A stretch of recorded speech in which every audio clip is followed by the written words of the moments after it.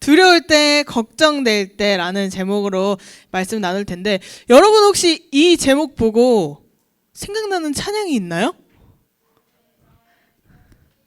네?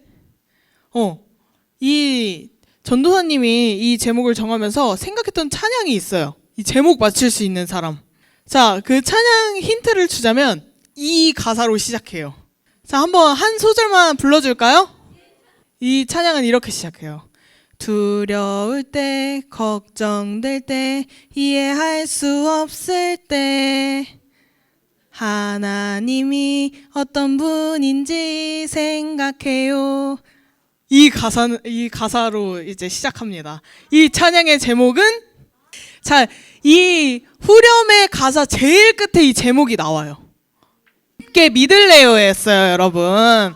네, 마지막에 굳게 믿을래요라고 끝나요. 자, 여러분들 이 찬양의 가사를 잘 모르는 친구들은 한번 나중에 찾아보고 오늘 말씀을 잘 듣고 나서 끝나고 나서 이 찬양의 가사를 잘 생각하면서 묵상해 봤으면 좋겠어요.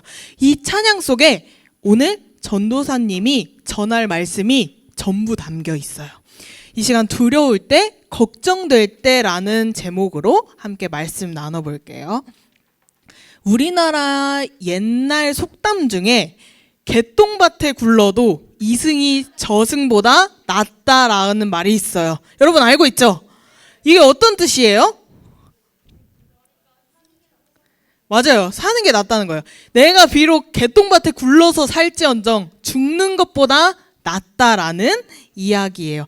대부분의 사람들은 어떠한 상황에 처했을 때 보통 무의식적으로 살아있음과 죽음을 비교해요. 그래서 내가 정말 처한 상황이 극한으로 어렵거나 혹은 그런 사람을 봤을 때 나는 저럴 바에 죽는 게 낫겠어 라는 말을 한다든지 그래도 저렇게 사는 게 죽는 것보다 훨씬 낫다라는 이런 비교하는 말들을 많이 해요. 그런데 오늘 등장하는 인물이 바로 이런 사는 것보다 죽는 것이 낫겠다라고 말할 정도의 극한의 상황에 처해 있는 사람이었어요. 혹시 오늘 주인공이 누군지 알고 있나요? 네, 맞아요. 다윗이에요. 다윗이 그런 극한의 상황에 처해 있었어요. 그래서 다윗은 3장 1절에 보면 이렇게 이야기해요. 나를 대적하는 자들과 치는 자들이 어찌 그리 많은지요 라고 말해요. 여러분, 대적하는 자들이 누구일까요? 나를 쉽게 말하면 적이에요. 적군. 나를 죽이려고 하는 사람들, 나를 쫓아와서 괴롭히는 사람들이 다윗에게 엄청나게 많다고 이야기해요. 여러분, 우리 지난 시간에 누구에 대해서 배웠죠? 다윗에 대해서 배웠죠. 다윗이 하나님께서 기름 부으신 왕으로 세워주셨어요. 그런 다윗이 왕이 되기 전과 왕이 되었을 때 어떤 왕으로서 세워졌는지 알고 있어요? 다윗이 왕이 되기 전부터 사람들은 사울 왕과 비교하면서 와, 다윗은 이렇게나 전쟁도 잘하고 힘도 세고 사람들도 잘 다스리는 왕이야 라는 것을 사울 왕이 있었을 때부터 했어요. 그래서 사울 왕이 굉장한 질투를 많이 했었죠. 그만큼 다윗은 왕이 되기 전부터 왕이 된 이후까지 백성들에게 엄청난 사랑을 받던 왕이었어요. 하지만 지금 상황에서는 그런 다윗을 따르고 좋아하던 모든 사람들과 심지어는 자신의 아들조차 등을 돌린 상황을 마주하게 되었어요. 그런 사람의 수는 날마다 늘어갔어요. 다윗을 싫어하고 미워하고 쫓아가서 죽이려고 하는 사람들이 날마다 많아졌어요. 게다가 가장 사랑하는 가족인 아들까지도 이 다윗을 죽이기 위해 쫓아오고 다윗을 찾아다녔어요. 여러분들이 한번 생각해 보세요. 내가 사랑하고 내가 좋아하는 친구들이 어느 날 갑자기 나를 배신해서 나를 미워하기 시작해요. 괴롭히기 시작해요. 그런데 심지어 하나뿐인 가족조차도 나를 배신하고 나를 괴롭게 해요. 그런 상황에 처한다면 우리의 마음이 어떨까요? 굉장히 괴롭고 힘든 상황일 거예요. 그런 가족들이 나에게 칼을 겨누고 나를 죽이기 위해서 혈안이 되어 있다면 다시 만나기도 힘들고 정말 그 마음이 상처가 많이 생길 것 같아요. 이런 상황에서 우리는 보통 긍정적인 사람이라면 그래도 죽는 것보다 이렇게 도망다니면서 살아있는 게 낫지라고 생각하고 조금 더 희망이 안 보이고 부정적으로 생각한다면 이렇게 쫓기면서 불안에 떨면서 사느니 죽는 것이 낫겠다라고 생각하기도 할 거예요. 그럼 이때 다윗의 마음은 어땠을까요? 그 수많은 사람들이 자기를 죽이기 위해 막 찾아다니고 아들조차도 이 다윗을 죽이기 위해 찾아오는 상황에서 다윗은 도망다니고 있었어요. 이때 다윗의 마음이 어땠을까요? 다윗이 기분은 좋지는 않았을 거예요. 다만 이것이 하나님의 뜻이라고 생각했어요. 사람들은 다윗을 보면 이렇게까지 이야기해요.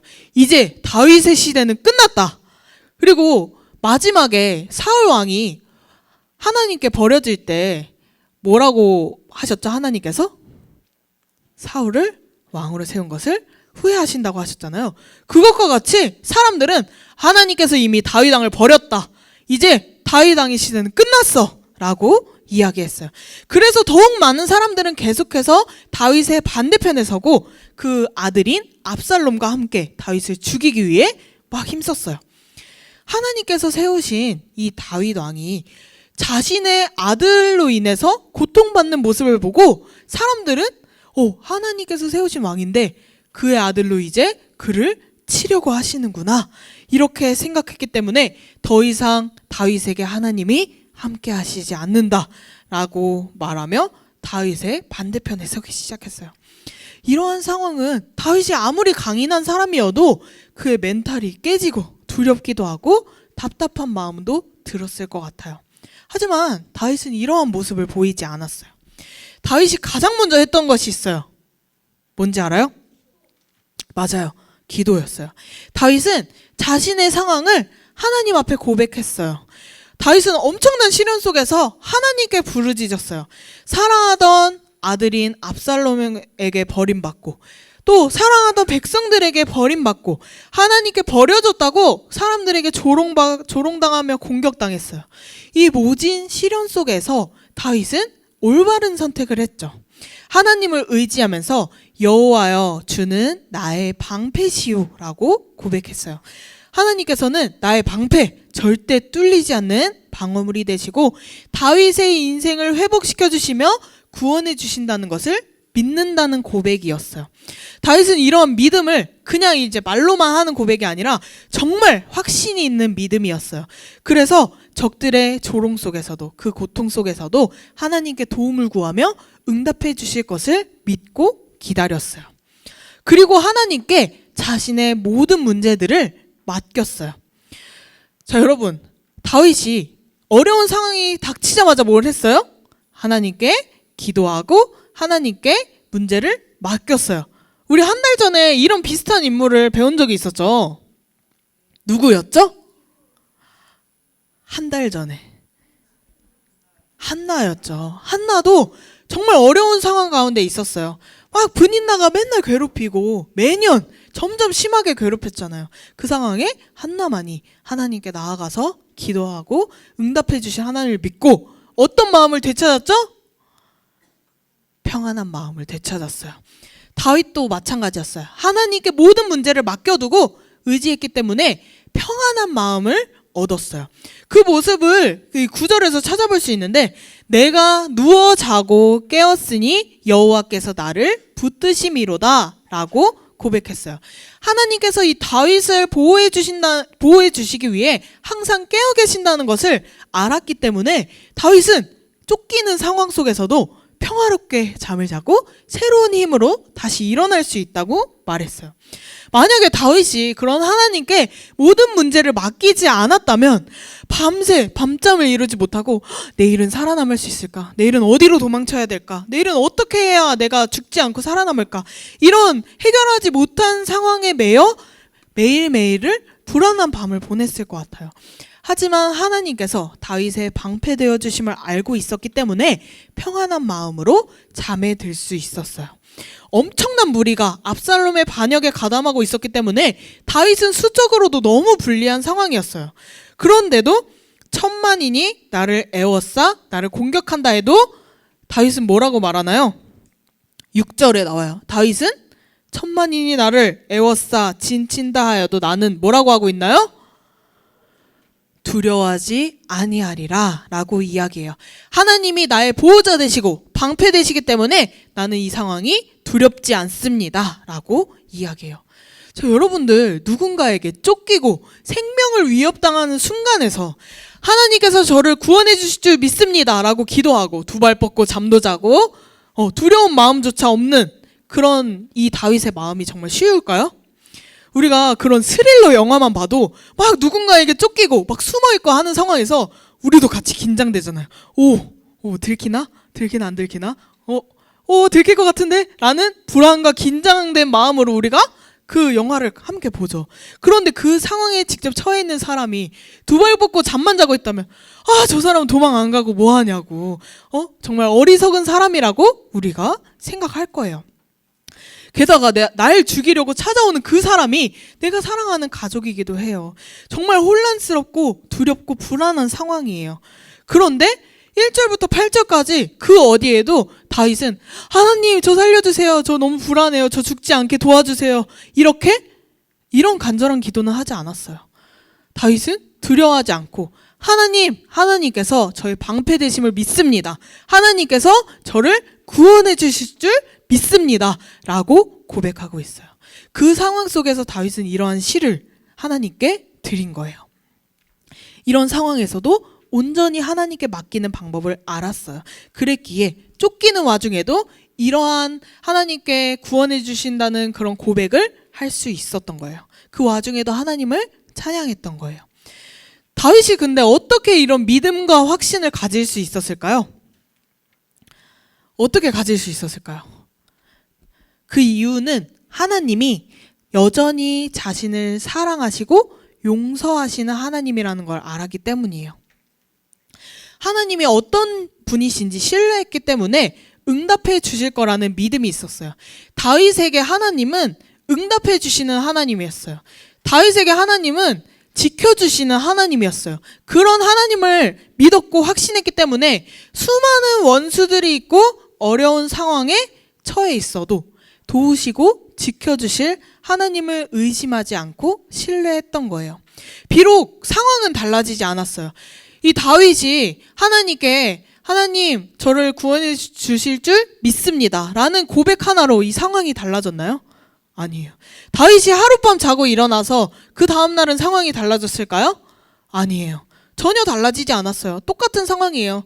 매일매일 누군가에게 쫓기고 죽을 위기에 처해 있는 그 상황 그대로 있었어요. 그렇지만 그 상황과 관계없이 하나님께서 도우실 것이라는 확신에 찬 믿음 덕분에 평안한 마음으로 기쁨으로 찬양도 하고 잠도 잘 자고 평안한 마음을 얻을 수 있었던 거예요. 다윗은 그 어려운 상황에 처해 있을 때 그 문제에 빠져 있지 않았어요. 그 문제를 해결하실 하나님을 바라봤어요. 다윗이 어렸을 때 골리앗과 전투에서 승리한 적이 있었잖아요. 그때 다윗이 이런 고백을 했어요. 전쟁은 여호와께 속한 것이니 여호와의 구원하심이 칼과 창에 있지 아니하리라 라고 말해요. 이 말은 우리가 생각하기에 적을 무찌르기 위해, 적을 공격해서 없애기 위해서는 칼과 창이 반드시 필요해요. 누군가가 칼과 창이나 방패 없이 전쟁에 나가는 것을 보면 이거 바보 멍청이 아니야. 전쟁에 나가는데 누가 무기도 없이 기본적인 것도 안 갖고 나가 라는 말을 하잖아요. 그런데 하나님께서는 그것으로 일하시지 않는다는 이야기예요. 우리가 생각하기에는 그 전쟁을 이기기 위해서는 누구보다 센 무기, 칼, 창, 나를 막을 수 있는 방패가 필요하지만 다윗은 그 위에 계시는 상황을 다스릴 수 있는 하나님만을 바라봤어요. 내 손에 칼과 창과 방패가 없어도 하나님께서 나를 지켜주시고 보호해 주실 거야 라는 믿음이 있었어요. 같은 것을 보고 같은 것을 겪어도 어떤 사람은 소망이 없다고 이야기해요. 더 이상 희망이 보이지 않아요. 아무것도 가지지 않고 전쟁터에 나가면 거의 99% 죽는 결과만 나올 거예요. 하지만 하나님을 믿는 우리들이 우리의 눈이 아니라 하나님의 눈, 믿음으로 바라본다면 승리할 것을 확신할 수 있어요. 왜죠? 하나님께서 그걸 승리하시는 분이기 때문이에요. 우리가 하나님은 어떤 분이세요? 라고 나의 하나님을 고백한다면 그 하나님이 내 인생에서 일하고 계실 거예요. 다윗이 하나님께서는 반드시 응답하시고 반드시 그 말씀을 지키시고 나를 보호해 주실 거야 라는 믿음으로 고백했기 때문에 하나님께서 그의 삶을 돌보아 주셨어요. 근데 만약에 다윗이 하나님이 정말 나를 지켜주실 수 있을까? 라는 그 불안한 마음, 하나님께서 정말 내가 진짜 아무것도 없어도 정말 나를 구원해 주실까? 라는 계속 의심만 했다면, 하나님이 정말 그러신 분인지 알지 못했다면 다윗은 평안한 마음을 얻지도 못하고 그 다음에 구원받지도 못했을 거예요. 다윗은 그 마음을 굉장히 중요하게 했어요. 하나님께서는 다윗을 끝까지 사랑하셨고 지켜주셨어요. 여러분, 다윗의 인생 속에 다윗이 한 번도 죄를 지은 적이 없었을까요? 아니에요. 다윗도 죄를 지었어요. 성경에도 기록되어 있어요. 다윗은 정말 큰 죄들을 지은 적이 있어요. 다른 사람의 아내를 빼앗기도 하고 다른 사람을 죽이기도 하고 자신의 욕심을 부린 적이 있었어요. 그런데 그런 다윗을 하나님께서는 버리셨을까요? 아니에요. 하나님은 우리가 죄를 짓는다고 해서 버리시는 분이 아니에요. 하나님은 우리도 사랑하시고 지켜주시는 분이에요. 비록 우리가 단 하루도 죄를 짓지 않고는 살 수 없는 존재임에도 불구하고 하나님은 여전히 우리를 사랑하시고 지켜주세요. 우리가 죄를 지었다고 해서 하나님이 우리를 더 이상 사랑하지 않는다거나 버리시는 분이 아니에요.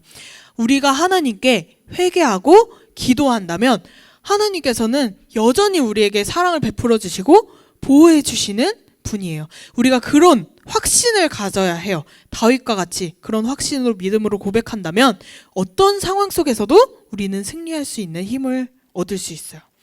자, 그러면 두려울 때, 걱정될 때 우리는 뭘 해야 할까요? 기도해야 하는데 그 전에 할 일이 있어요. 왜 살아가면서 나에게 왜 이런 일이 생길까? 왜 이렇게 힘들고 버거운 일들이 나에게 생길까? 할 때 누군가를 생각하면 돼요. 누구를 생각하면 될까요? 보호해 주시고 지켜주시는 하나님을 생각하면 돼요. 그 하나님을 찬양하고 기도해 보세요. 분명 하나님께서 여러분의 삶 속에 준비하신 일들을 보여주실 거예요. 우리 한 문장만 같이 읽고 마칠 텐데요. 전도사님 하는 말 그대로 따라해 보세요.